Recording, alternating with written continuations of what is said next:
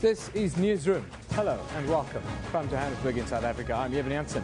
The show is live. It's broadcast from our studios here in Auckland Park. We're also streaming live on YouTube right now, where the whole show is always available on demand on our YouTube channel. Now today, we're back at Parliament as the SONA debate continues. This after a much more cordial session yesterday.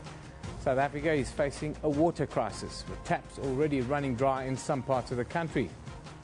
Are we a nation of alcoholics that's unaware of our problem? That's a question we'll put to the experts later.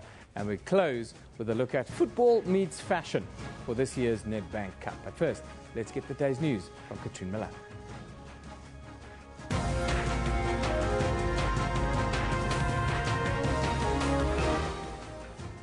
Well, hello and welcome to Newsroom. I'm Katrine Malan, and let's just take a look at those top stories this morning.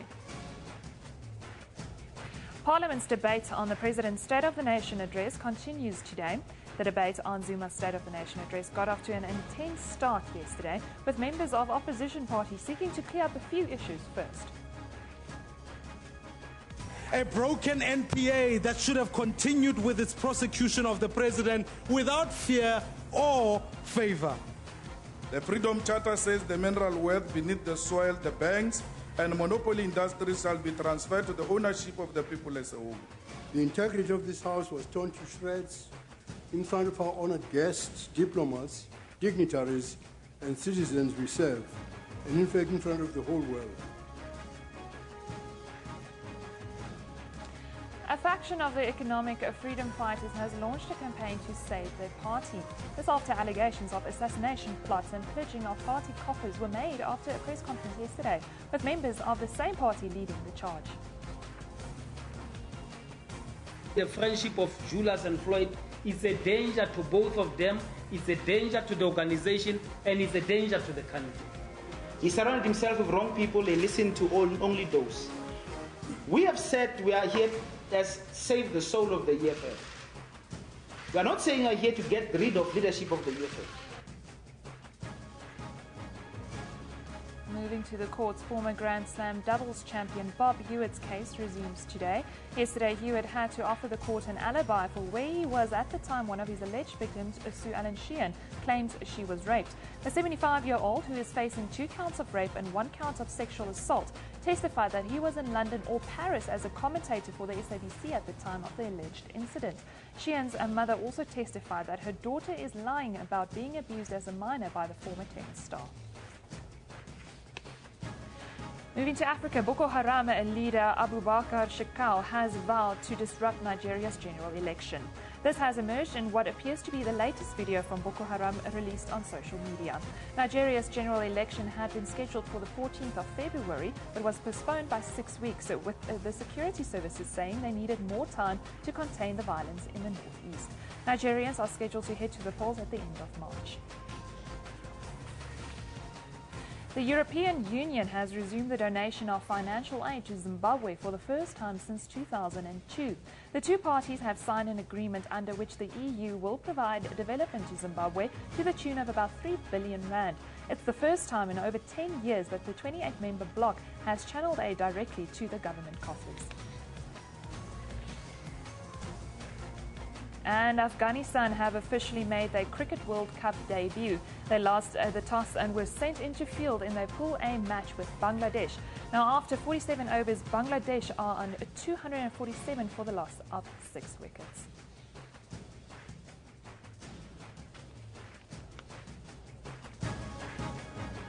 Now remember, all those top stories and more are all available on our Newsroom Facebook page. You can then also keep up to date on Twitter at SABC Newsroom. Evan, over to you. Thank you, Katrine. Now, Parliament's debate on the President's State of the Nation address continues today. Some hurdles had to be overcome at the commencement yesterday as members of opposition parties sought to clear up a few issues first, delaying the start of the debate by about half an hour. MPs had hardly taken their seats and the Freedom Front Plus rose on a point of order. The party was unhappy with Parliament's minutes on SONA. If you look at those minutes, you will not find any indication of exactly what happened in terms of the jamming of the signals, the points of order taken in that regard, as well as the undertaking given by the Speaker that that matter will be investigated. Presiding NCOP Chair Thandi Modise promised the minutes would be revised. Half an hour later, the debate got underway. First on the podium, Arts and Culture Minister Natim Tetwa, who set the ball rolling on a reconciliatory tone. The long walk to nationhood begins with the smallest steps, when we begin to learn one another's languages, to tolerate each other's cultures and religion, to listen to each other's fears and aspirations. But opposition parties still seem to be holding grudges from last Thursday. Honorable President, in these very chambers, just 5 days ago, you broke Parliament. The brute force of the state won, and the hearts of our nation was broken. We knew at that very moment that our democratic order was in grave danger. But here's the question. What did you do, Mr. President? You laughed. When you are telling a so-called good story, the children of Zenzele informal settlement do not have water. When you are telling the so-called good story here, the children of Situata sleep side by side with the rats. We can commend on the strides which the government has made in fighting HIV and AIDS. In this case, we give credit where credit is due. We all appreciate what the government is doing as far as this scourge is concerned. But in so many other areas, the ANC doggedly pursues bad policy. The State of the Nation Address of 2015 will forever be remembered in South African politics for all the wrong reasons. Cooperative Governance and Traditional Affairs Minister Pravin Gordhan defended his party's honour, saying the burden of governing rested on its shoulders. Ours still remains the task in the ANC, notwithstanding the many hurdles, to create a better South Africa and a better life for all 50 million people in South Africa. President Zuma will respond on Thursday. Abra Barbia, SABC News, Parliament. Now, for the very latest, we are joined by SABC parliamentary reporter Lucanio Calata. Now, he is with the Executive Secretary of the Council for the Advancement of the South African Constitution, Lawson Naidoo. A very good morning to you, Lucanio. Thanks for joining us. A much more cordial session yesterday. It almost felt there was a little bit of love in the room, wasn't there? Yes, Evan, good morning. Yes, very cordial. In the office yesterday, we said, well, normal parliamentary service has resumed. You know, robust debate between MPs, debating, obviously, the State of the Nation address. But, you know, much more in the spirit of what has gone before in dealing with matters in the National Assembly. Yeah, but I am, however, joined by Lawson Naidoo from the Council for the Advancement of the South African Constitution today to talk to us a little bit about what turned out to be quite an interesting day in Parliament yesterday. And I'd like to bring him into the conversation right now. Lawson, thanks very much for joining us and good morning. Good morning. Yesterday, very interesting day in Parliament. I think let's start off with the press conference called by the presiding officers. You were there. Did you find that it was quite helpful? Not really, no. I have to be honest and say that I found that press conference, as long as it was almost 2 hours long, that it was very evasive, vague, and long-winded answers given, but or responses given without providing real answers, particularly on the issue of signal jamming and exactly the basis on which the police were deployed in the Chamber of the National Assembly, and again why all of the members of the EFF were ejected from the House when the Speaker actually only named 3 members. And there were no proper answers given to that, as well as the issue of the statement that the Speaker made over the weekend in the Northwest about referring to members of the EFF as cockroaches, which was asked, a question that was asked several times, and the Speaker herself never responded and left it to other presiding officers present at that press conference to deal with the matter on her behalf, which I think members of the media that were present found that response very unsatisfactory. Unsatisfactory indeed. But then let's move on to the debate later on in the afternoon. That too started off with a little bit of argy-bargy. Opposition parties saying, being unhappy at least with the fact that the minutes of the State of the Nation address and what preceded the State of the Nation address by President Jacob Zuma were tampered with. Surely, in a democracy, that's not allowed. Yeah. I mean, I think what the primary complaint was that the minutes did not reflect actually what happened in the chamber. The very fact of the points of order that were raised, the fact that members of a political party were ejected from the House, that the members of another political party walked out in protest thereafter. Those are key issues that should have been captured in the minutes and were apparently not properly captured. I think the chair of the NCOP gave an understanding that those minutes would now be reviewed, and one hopes that it will actually be done. And I think it was inevitable that there were going to be points of order raised at the beginning of the session yesterday around the fact that Baleka Mbete had referred to Julius Malema as a cockroach. That was another issue that was raised in the House. Does it harm Parliament's reputation in any way that, for instance, minutes would be tampered with? Look, I'm not sure that there's any real evidence that the minutes were tampered with. I think the primary complaint, as I've just said, is that the minutes don't actually reflect what happened. Whether or not they were tampered, I haven't seen any evidence to suggest that. But that they were inaccurate, I think there's an acceptance across the board that those minutes were inaccurate.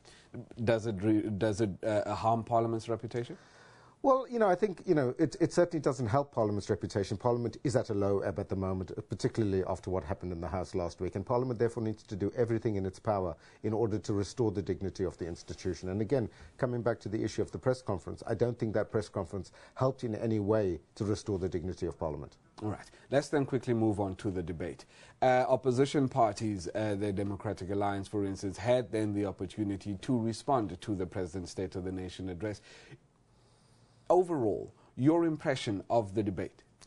I thought that the debate started off very well. I thought the speeches from the main opposition parties set the tone for what they wanted the debate to be.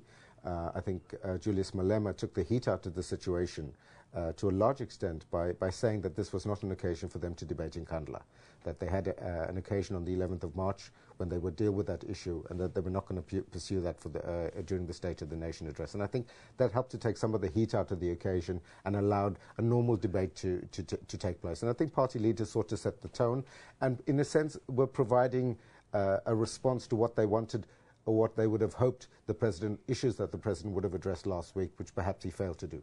Okay. Today, there's a continuation of that debate. What, in your opinion, would you like to see? What would you like to hear in today's debate? Well, I think, it's the issue. The debate started yesterday, and people are beginning to highlight what the key concerns are that Parliament needs to deal with in order to address the real concerns of ordinary South Africans.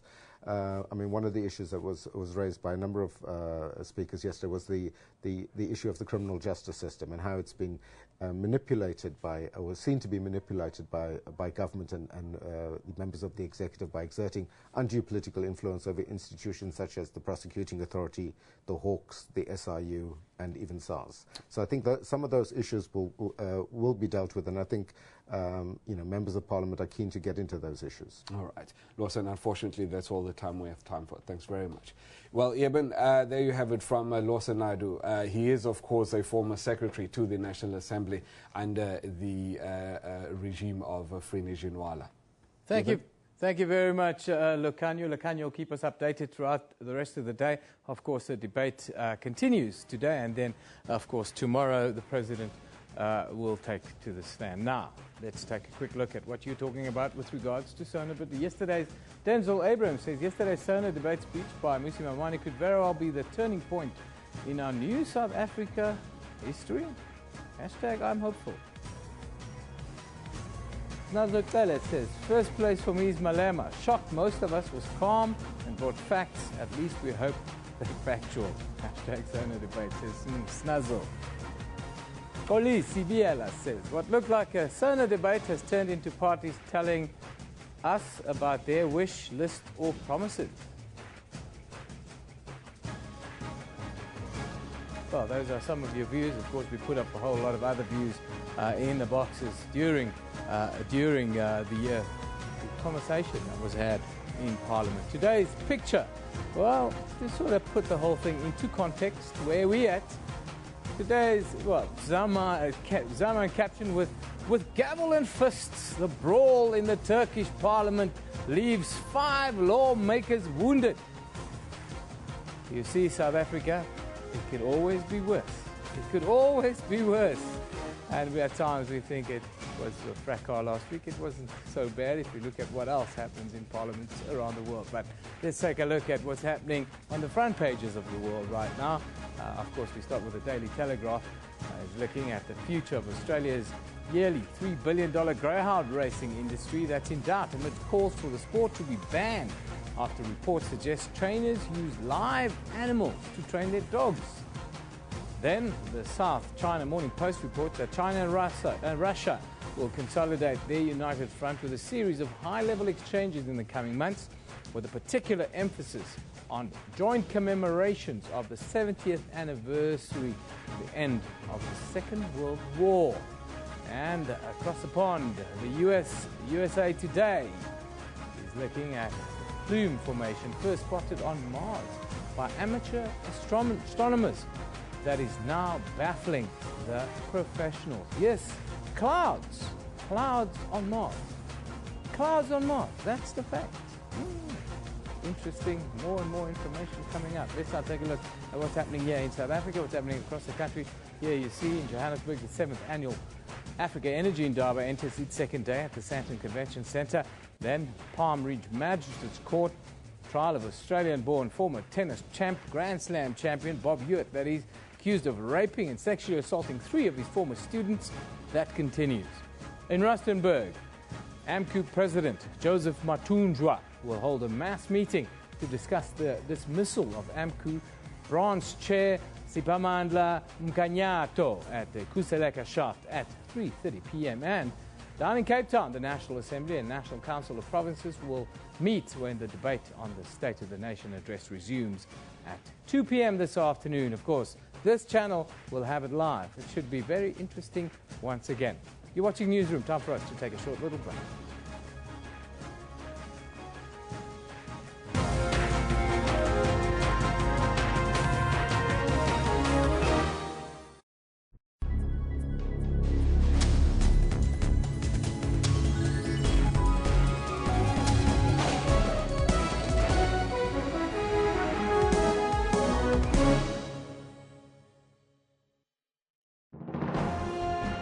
Zoom into Africa.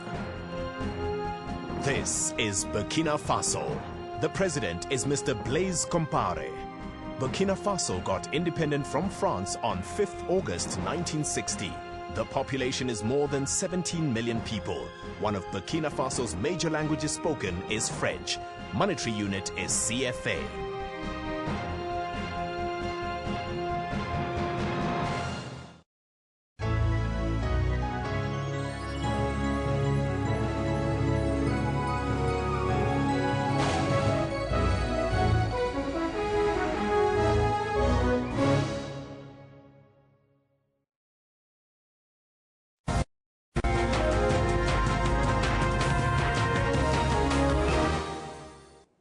Welcome back. This is Newsroom. While South Africans are slowly coming to terms with the continued blackouts, the country could soon have a new challenge on its hands.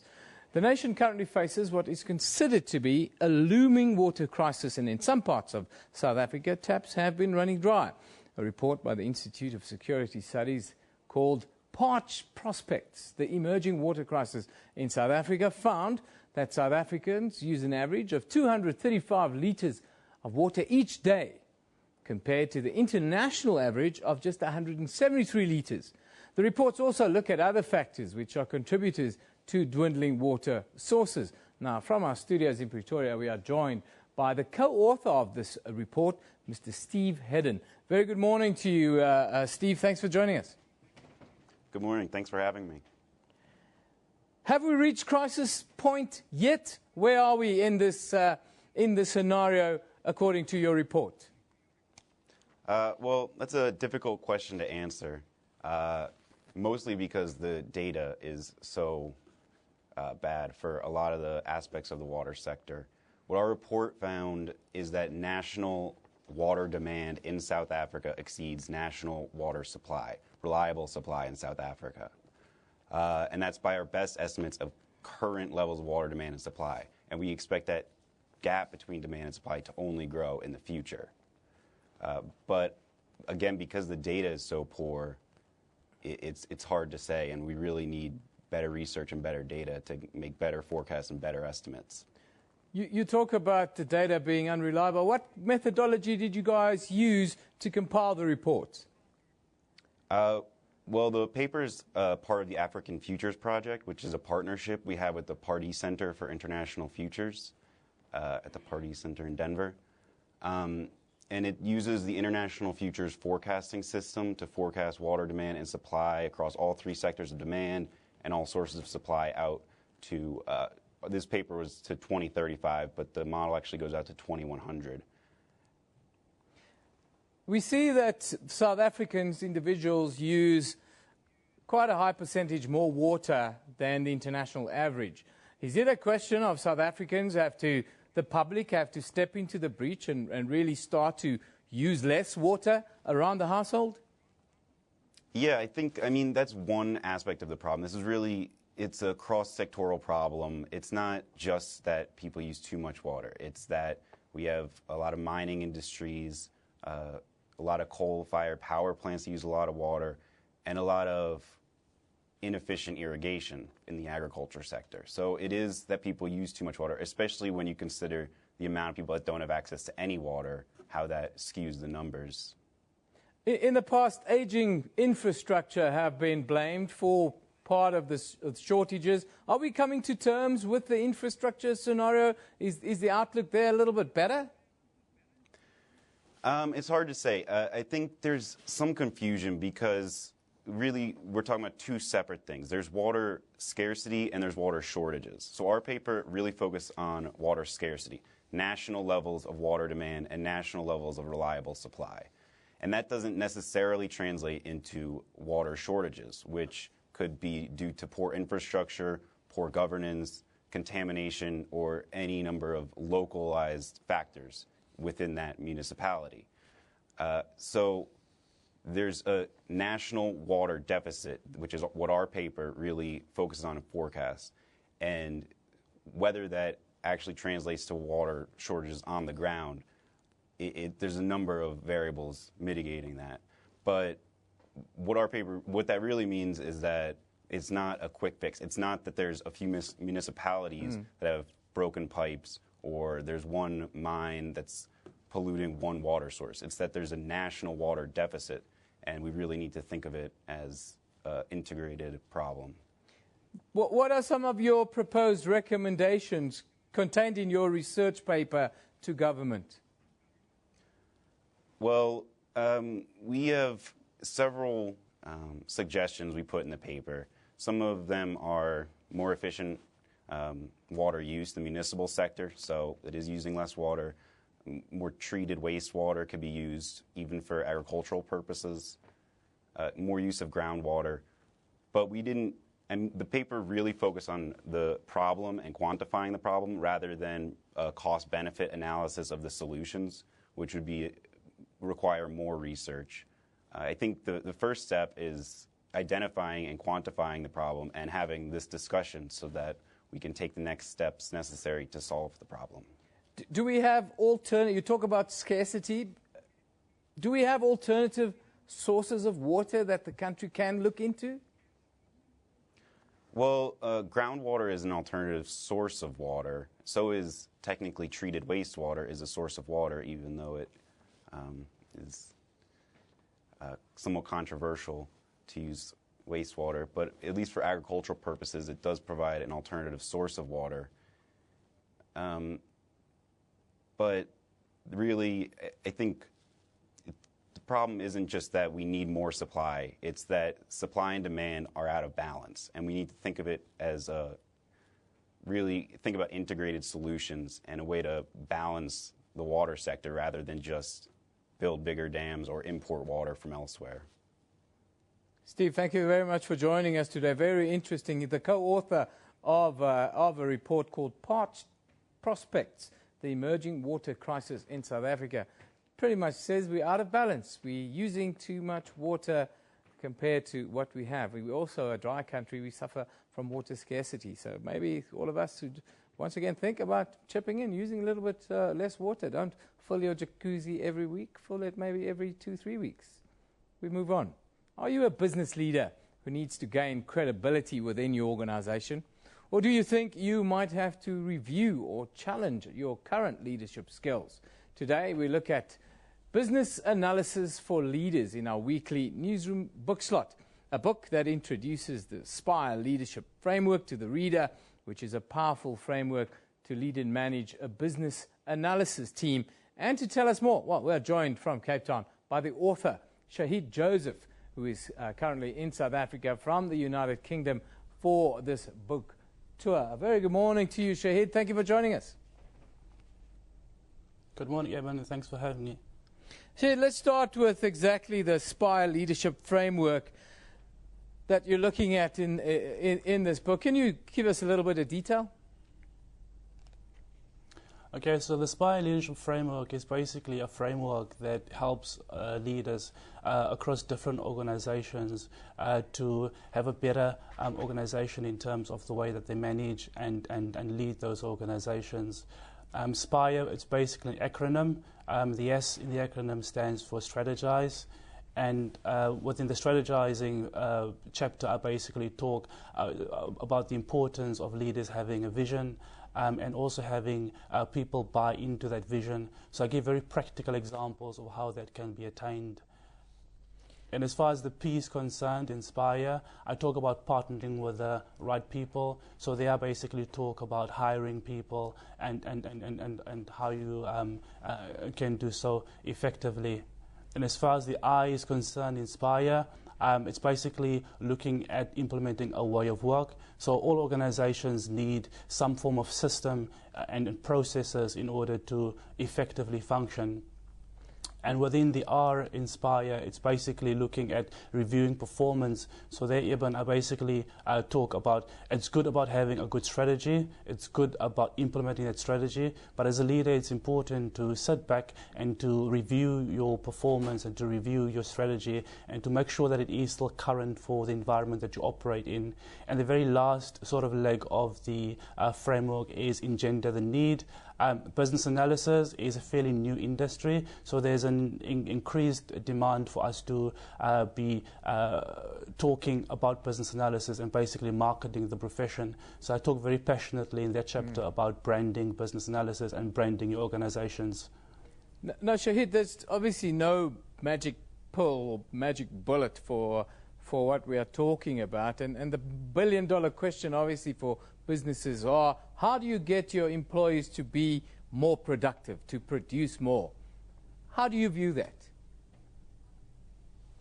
I think from my perspective and in my experience, if people feel valued within an organization, that definitely helps in upping your productivity levels. I also think it's important that you review performance, like I said earlier, with your team and to give them positive and constructive feedback as they go along.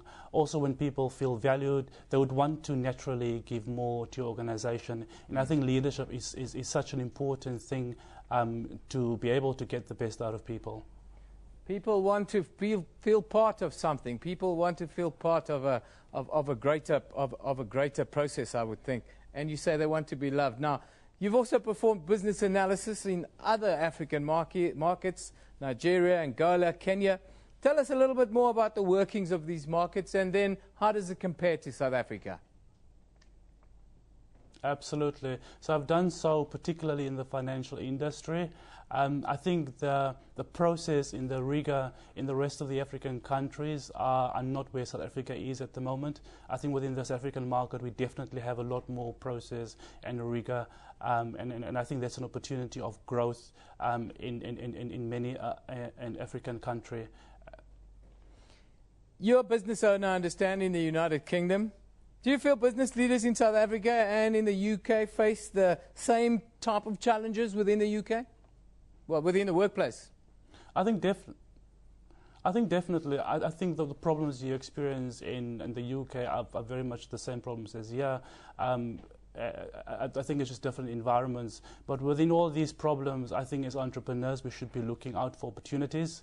I was listening to your interview earlier talking about the water shortage, and as an entrepreneur, you naturally sort of latch onto those problems to see how you can remediate some of those issues.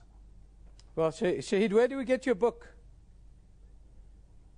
Okay, so the book is available in various libraries. I've made donations across the country in most of the central libraries.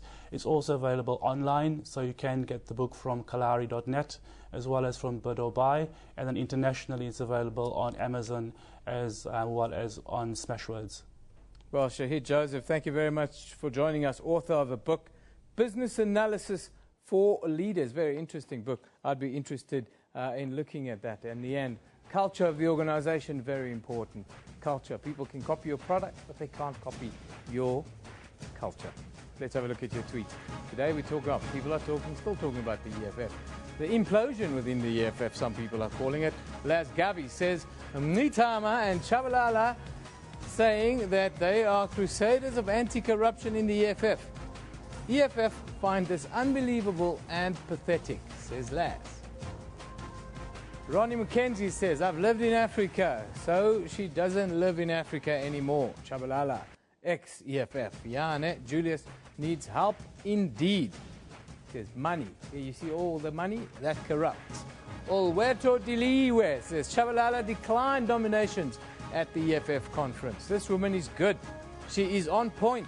I need a master's degree too. Haha, says Olweto Diliwe. Of course, fighting continues within the EFF. Counterclaims of corruption, cars being bought, all kinds of scenarios playing out. It's not a pretty picture at the moment. Today's tweet of the day comes from Alcohol Disease on Alcoholism. Alcoholism is a well-documented pathological reaction to unresolved grief. Oh, we all must have some unresolved grief then. Talks to me. Very much talks to me. However, we'll be dealing with that question after the break. It should be a very interesting discussion. Now, let's take a look at what's happening on our Newsroom Facebook page today. You'll see the UN Security Council has unanimously passed a resolution backing a new ceasefire on Ukraine, endorsing an agreement calling for an end to the fighting and respect for the country's sovereignty. Then back home, the rand firmed to its strongest level in 7 days yesterday as the dollar slipped and hopes of a compromise preventing Greece's exit from the Eurozone were totally dashed.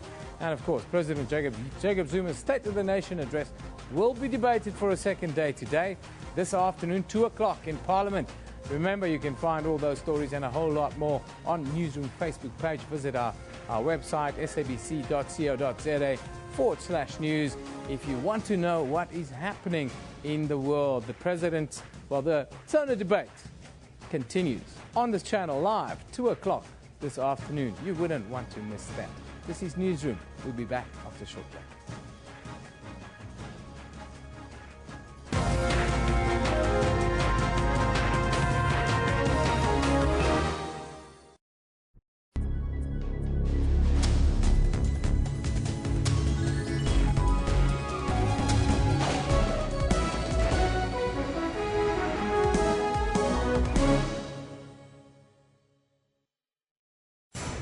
We kick off this week's show by seeing how Kenyans are paying tribute to the victims, as well as not only how they've coped, but how they returned stronger after the attacks. Last year, images of the 4-day Westgate Mall attack saturated front pages. In the Democratic Republic of Congo, artists have assembled to celebrate the peace this war-torn country has not had in a long time. No conflict that can't be solved without a conversation.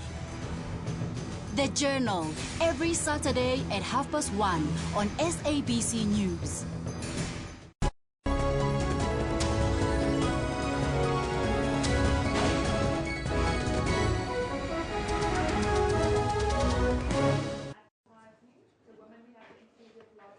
Okay, cool.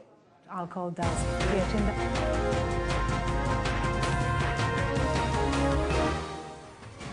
Oh, hello and welcome back to Newsroom. Let's just recap those top stories this morning. Parliament's debate on the President's State of the Nation address continues today. The debate on Zuma's State of the Nation address got off to an intense start yesterday. However, the Council for the Advancement of the South African Constitution says it was encouraging to see the SONA debate unfolding with vibrance, humour and maturity. Extraordinary allegations have been levelled at the leaders of the EFF, those leading the charge, members of the same party. Among the claims made are the pillaging of party coffers and assassination plots. The faction has now launched a campaign to save their party. And Boko Haram leader Abu Bakr Shekau has vowed to disrupt Nigeria's general election, and this has emerged in what appears to be the latest video from Boko Haram released on social media. Nigeria's general election had been scheduled for the 14th of February but was postponed by 6 weeks, with the security services saying they needed more time to contain the violence in the northeast. Remember, all those top stories and more are all available on our Newsroom Facebook page. You can also follow us on Twitter at SABC Newsroom. Given back to you. Thanks, Katrine. 1 tequila, 2 tequila, 3 tequila floor. We all know that one, don't we? How common and acceptable has alcohol abuse become in our society? Alcohol has always been associated with having a good time, whether it's after work drinks, birthday celebrations, or even a good sporting weekend. And while we're having all this fun, are we even aware of the alcoholics among us? Or are we simply seen as the life of the party? According to experts, drinking is slowly killing our nation. The World Health Organization recently revealed that South Africa is at number 4 on a list of countries with the riskiest drinking patterns across the planet. Yes, across the world, we are in 4th place. Now, joining us today is Quinton van Kerken from the Anti-Drug Alliance of South Africa. He's an expert on the topic of substance abuse. Good morning, Quinton. Thanks for joining us. Thank you so much. Are we a nation of alcoholics that don't know about it? The stats certainly show that. We recently finished a lot of research work. It was published the end of last year, and we saw that alcoholism is up pretty much by just on 80% in the places that we researched over the last 5 years. Crazy, crazy stats. Huge. We talk about being in 4th place in the world of risky drinking behavior. What is risky drinking behavior, and how can people manage their drinking a little bit better? I think it boils down to binging. And what happens is we have a good party on the weekend and we go absolutely nuts. We don't know when to stop. And then all of a sudden on a Monday, we don't go to work because we still hung over from Saturday or Sunday's party. Now, that's a problem. We tend to binge drink in South Africa. Throughout the world, you know, you do find countries that where their alcohol consumption is pretty high, but at the same time, that's over an extended period. Now, I'm not saying it's great to have a drink on a Monday, but if we actually look at different countries, if we just do it a little bit more responsibly, yeah, it's a much better idea. We have a slide here of countries around the world that drink the most. Now, the black patch is where they drink the most. Now, that's Russia, obviously, and that's pretty much we understand that. You know, vodka is like water there. It was the one place in the world where I traveled where I found that vodka was cheaper than buying a bottle of water, actually, in Russia. Now, if you look at South Africa and where we're at, you talk about exactly that, how we drink. It's a binging or having a glass or two with a meal. We binge. Big time. That's the problem, is the binging. It's not like going for dinner and having a beer or two with dinner with the guys, or watching a rugby game and having 1 or 2 beers. We'll have 12. Yes. And this is where the problem comes in, because it's not really only the alcoholism, but it's the carnage and stuff that's happening on the roads. Yes, it's all the stuff that comes out of it. Now, we need solutions. We can't just cry about spilt milk. We need to look at how do we fix this thing. Last week we spoke to Unit Blumenthal, who advocates for a ban on alcohol advertisements. Let's just have a look at this clip and then you can respond to it.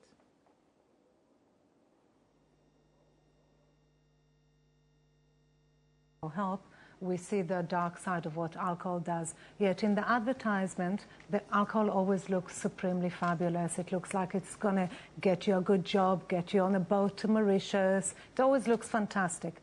But in reality, alcohol is actually very devastating. And I think as a society, we need to stop allowing it to be put as such a fantastic... We need to actually admit that alcohol is a mind-altering drug, and as a society, we shouldn't allow it to be advertised. She mentions a very interesting point. It's the same scenario we had before tobacco advertising was banned. It's the lifestyle that's sold, the boat to Mauritius, the always gets you the job, the naked women in some scenarios. Should we ban that? You know, I have to look at it on a macro scale. You don't really often hear of people smoking and having a car accident. We do hear about it with alcohol. Yes, I think we need to look at the way that alcohol is advertised. Young kids are seeing it. That's the problem. And it creates a very sick perception for them because they think it's pretty cool to do it when it's not.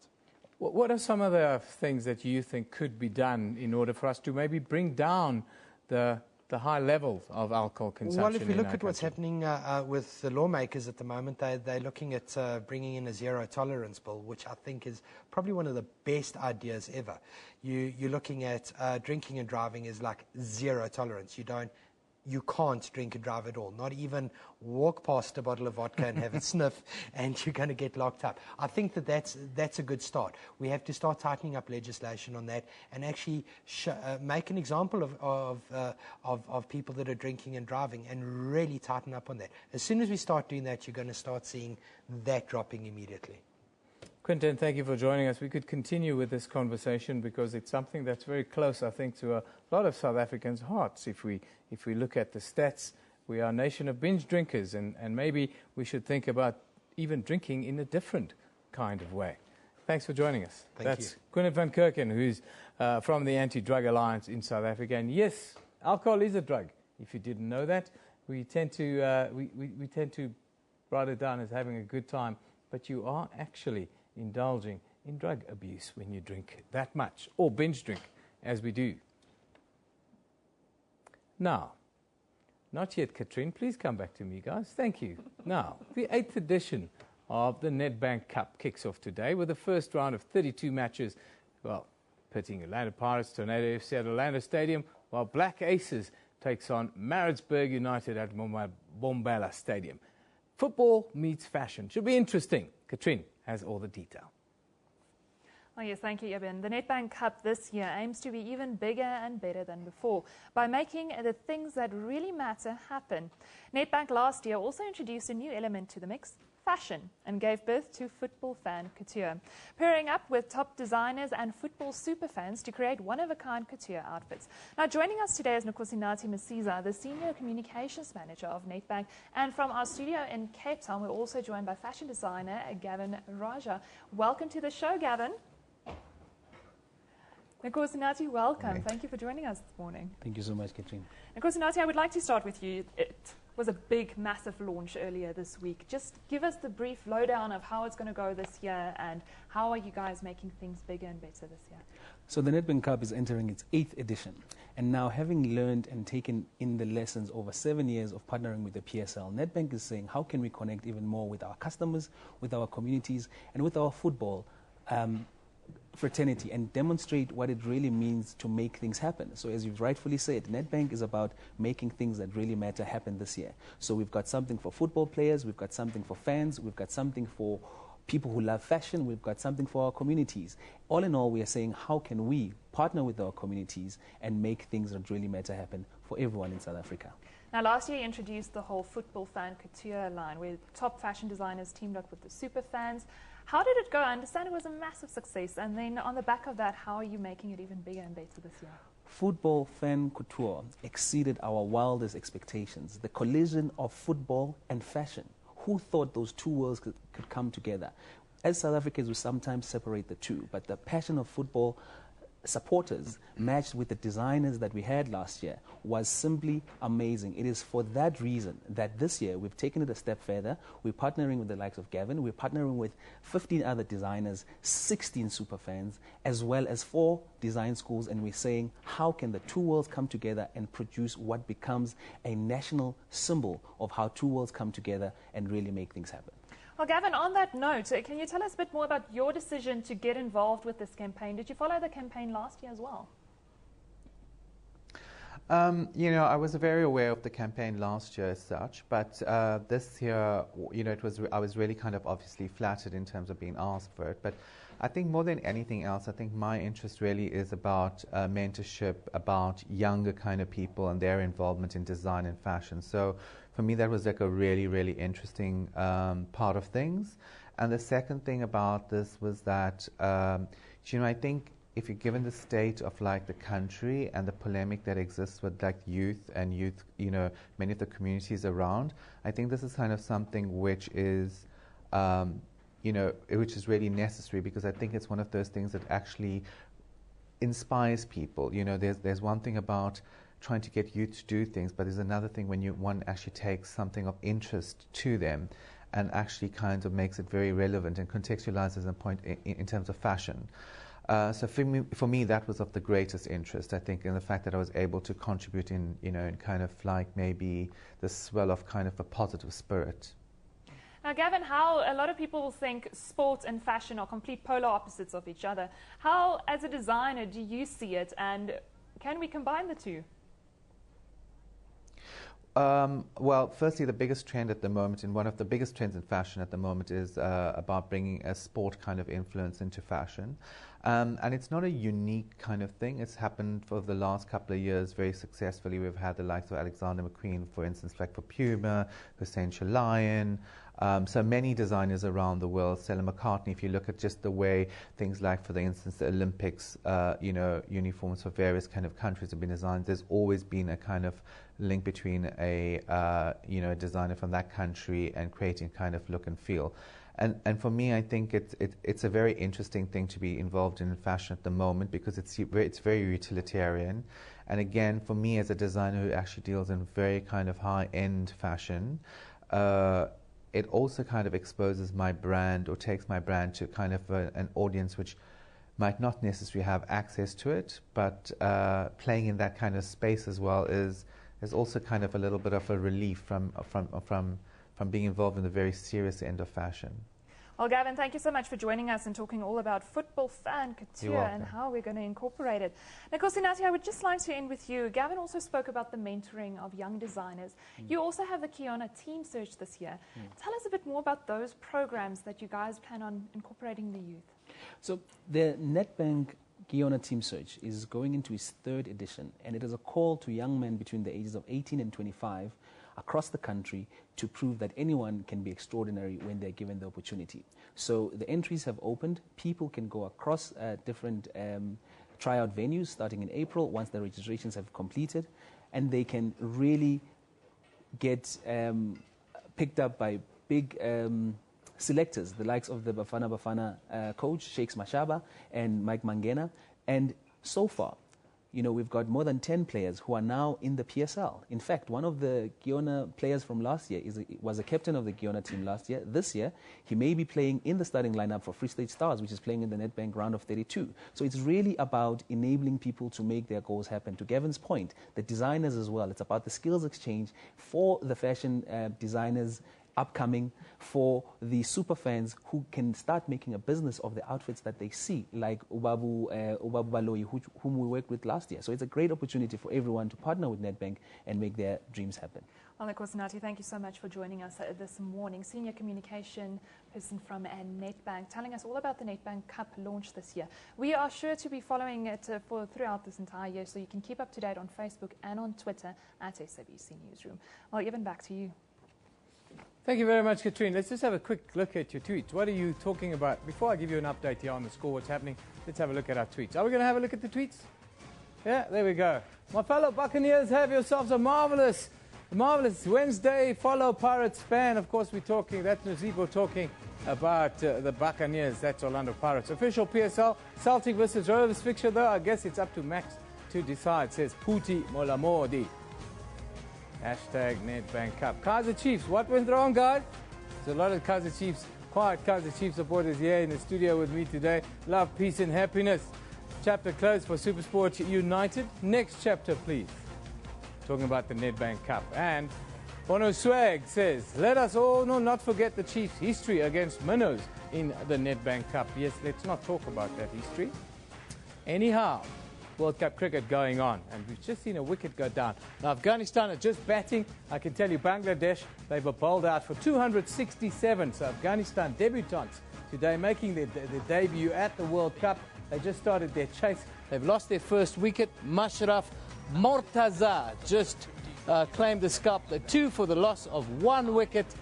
So it looks like he's got an up-deal struggle there. Javed Ahmadi scoring 1 of 2 deliveries. Afghanistan, 2 for 1. Doesn't look like their debut is going very well. Anyhow, this is Newsroom, broadcasting live from our studios in Auckland Park, Johannesburg, every weekday weekday morning between 9 and 10 a.m. The show repeats at 2 in the afternoon, and then the next morning at 5 a.m. we've got a total rebroadcast. We also stream live on YouTube at that time, with the whole show available on demand on our YouTube channel. This is SABC News. You've been watching Newsroom. We all love it in the morning.